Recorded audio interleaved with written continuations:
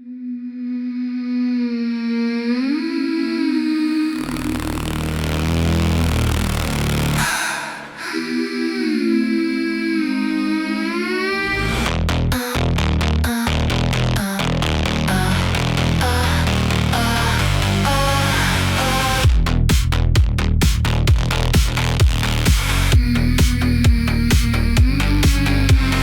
Ebenezer was cold in his crate, a gentleman proper and dead.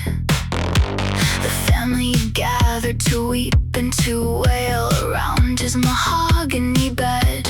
But just as the parson was clearing his throat to speak of the heavenly prize, the corpse gave a shudder, the jaw gave a snap, and open flew both of his eyes. The left cheek collapsed in a horrible twitch, the tongue gave a slippery slide, and out came a torrent of blistering truth from deep in his hollow inside. He called his own widow a greedy old hag. He called his son Arthur a clown.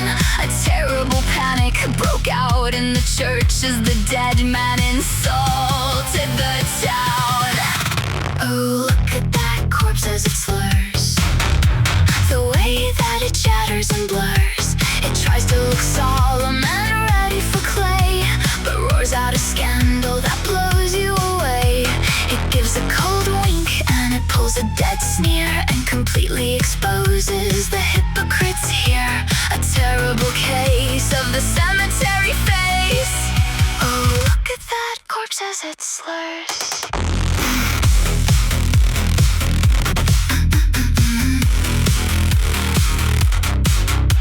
The undertaker was full of dismay, a fellow of polish and pride.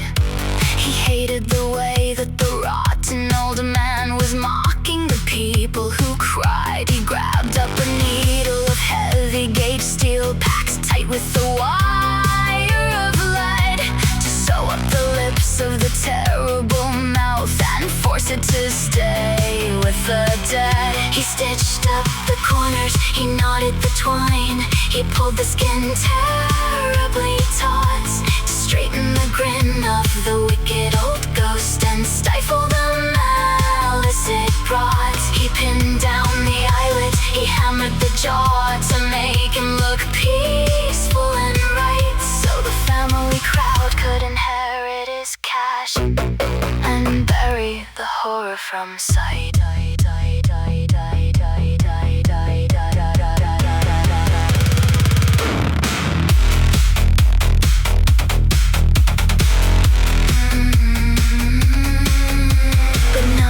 Graveyard beneath the damp clay, the silence is starting to break. The coffin is shaking, the timber is split, the worms are beginning to wake.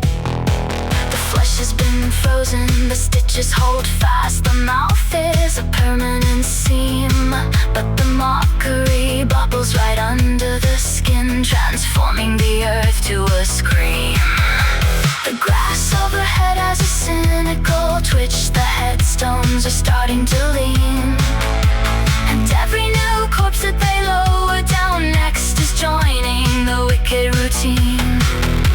The soil's vibrating with terrible jokes, and all the morticians agree there's nothing quite as horrible as a rot that refuses to freeze.